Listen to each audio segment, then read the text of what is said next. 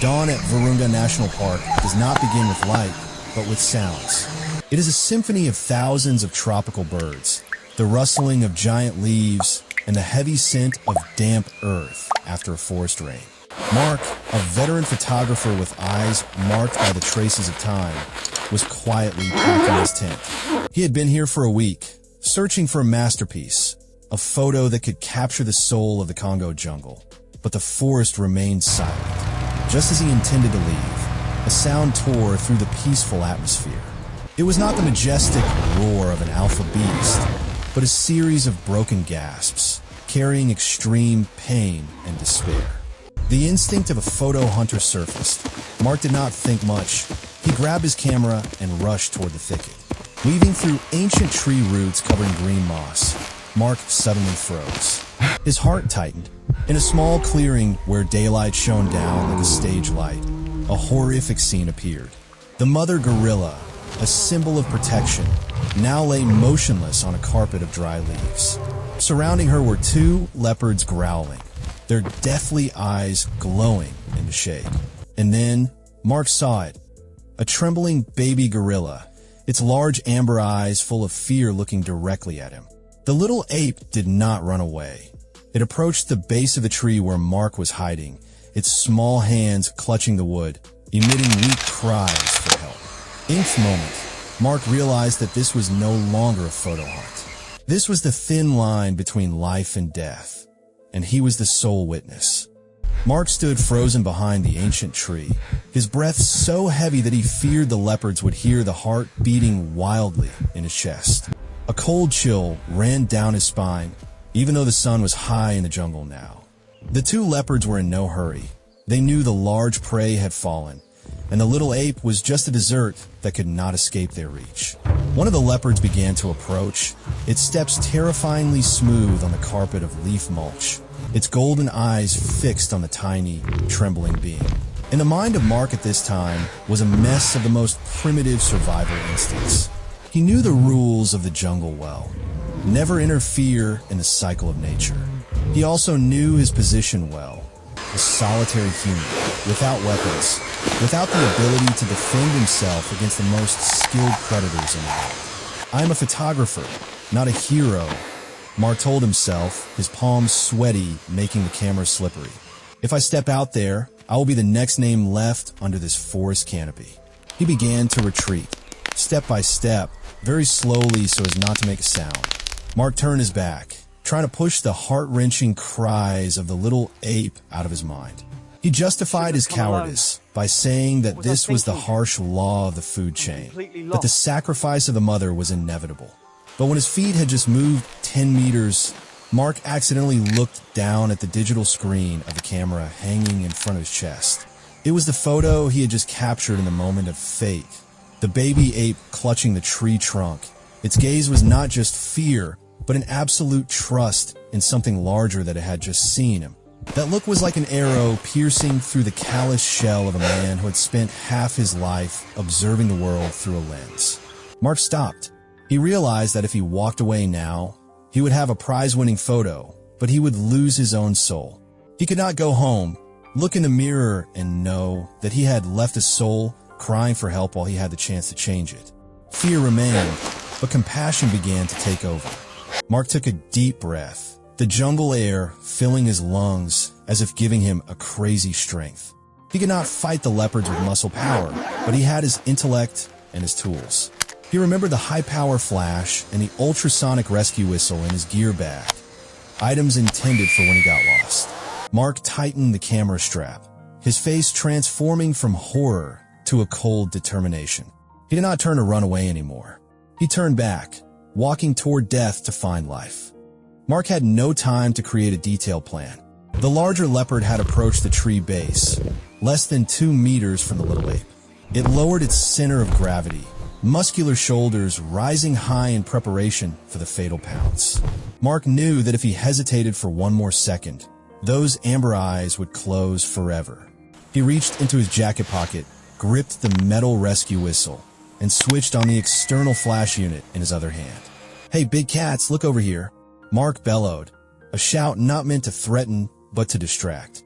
Just as the two leopards startled and turned their heads, Mark blew a long and piercing whistle. The ultrasonic sound of the rescue whistle echoed in the quiet space of the jungle, like a drill stabbing into the eardrums. The leopards froze, their ears flattening in discomfort at the strange sound they had never heard in their lives. But that was only the beginning. Mark raised the high-power flash, the type specialized for photography in dark caves, and pressed the button to activate the continuous strobe mode. Flash, flash, flash. Bursts of blinding white light, stronger than the sun, exploded repeatedly in the shade of the dense leaves. For leopards with eyes extremely sensitive to light for hunting in the dark, these flashes were no different from light bombs, paralyzing their optic nerves. They roared, not a hunting roar, but a roar of confusion, beginning to retreat, their legs stepping clumsily due to temporary blindness. In that very moment of chaos, Mark rushed out from his hiding place. He ran like he had never run before, across the carpet of mulch and slippery roots. The little ape, seemingly understanding that this was the last chance, let go of the tree and reached its small arms toward him. Mark leaned down, his strong arms wrapping around the warm and trembling body of the tiny creature.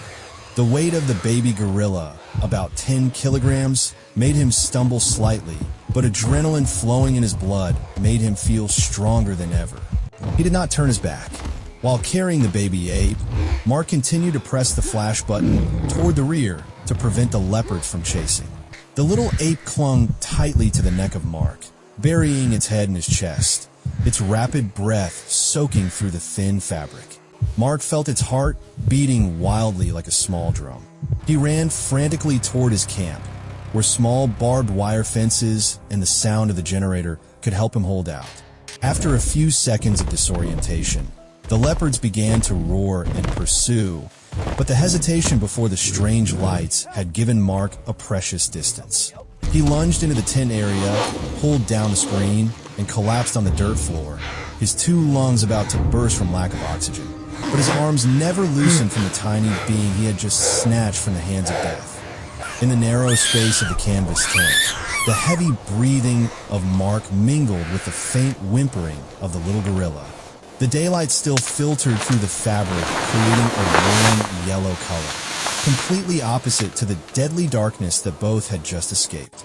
After making sure that the leopards had given up before the strange noises from the generator and the wire fence, Mark gently placed the little ape down on a soft wool blanket. Now, he had the chance to closely observe his unexpected companion. The baby ape was smaller than he imagined, its black fur matted with mud and the dried blood of its mother. Mark reached for the first aid kit, gently using cotton soaked in warm water to wipe away the dirt on the tiny face. Initially, the baby ape shrank back, its large eyes full of suspicion. But when it felt the gentleness in every movement of Mark, it gradually relaxed. It extended a tiny, wrinkled finger to touch the large hand of Mark, as if trying to confirm whether this strange creature was friend or foe. Mark opened a can of fruit and broke off small pieces of wild banana he had picked this morning. He pushed the plate gently toward the little ape. Hunger and exhaustion after the escape made the baby ape no longer hesitate. It picked up the banana pieces with trembling hands and ate heartily. Seeing that scene, Mark felt an indescribable surge of emotion in his chest. He named it Mosi, which in the local language means the first child. Mosi was not just an animal he had saved. It was now a part of his responsibility, a reminder of why he chose the path of becoming a nature photographer. To protect, not just to observe. The afternoon slowly passed, the sun beginning to fade on the peaks of the Virunga volcanoes. Mosi, after being fed, began to feel sleepy. It crawled close to Mark, naturally as it once did with its mother, then curled up next to his leg. Mark froze, the warmth from that small body spreading through the khaki trousers, warming even the darkest corners of his soul. He set aside the camera, the object he used to consider the most important thing in his life. At this moment, he realized that no photo, no matter how brilliant, could compare to the feeling of a life trusting in him. In the silence of the jungle, Mark began to flip through the notes about the guerrilla troops in this area. He knew he could not keep Mosi for long. He did not have the expertise to raise a mature gorilla, and more importantly, Mosi belonged to the Green Forest. He needed to find it a new family, a place where it could learn to become a true king of the jungle. Through long-range binoculars, Mark observed the forest patches to the east, where a troop of silverback gorillas famous for being gentle frequently visited. He gently stroked the head of Mosi, silently promising that he would help it find the way home, even though the path ahead was still full of lurking dangers. The pale yellow light of the late afternoon dyed the volcanic cliffs red as Mark began the most important journey of his life. He carried Mosi in front of his chest in a homemade cloth bag, feeling the warmth and the gentle heartbeat of the little ape who had fallen asleep. According to observations from the long-range lens, Mark knew that the gorilla troop of the alpha silverback, named Kabaka, was stopping to rest in the eastern forest patch, where there were lush bamboo thickets. This was a troop famous for tolerance, where they had accepted orphaned gorillas before. When only about 200 meters from the location, Mark stopped. He was not allowed to get too close to avoid scaring the troop or being seen as an invader. He gently placed Mosi down on a soft grass carpet, right next to the trail that the gorilla troop would surely pass to reach their night shelter. Mosi looked around in confusion. It tugged at the hem of the shirt of Mark, its amber eyes showing clear panic. Mark knelt down, looked deep into its eyes, and whispered, "Go, Mosi. This is where you belong. You will be as strong as your mother." Mark retreated, hiding behind a dense bush, and waited. 10 minutes passed like a century. Then, heavy thumping sounds echoed, branches snapping. A large female gorilla stepped out from the thicket. It stopped when it saw the tiny creature alone in the path. Mosi let out a weak cry. The female stopped, its eyes observing Mosi with a mixture of curiosity and compassion. Following, it was Kabaka, the majestic alpha with a silver back coat shimmering under the afternoon sun. Kabaka approached, sniffing the scent of Mosi. Mark held his breath, his hand gripping the camera, but not daring to press the shutter for fear that the noise would ruin this moment. After a moment of consideration, the female gorilla stepped forward. It opened its long, hairy arms and gently picked Mosi up. Mosi was initially a bit shy, but the instinct of the species told it that this was a fellow kind, a family. It buried its head in the thick fur of that female.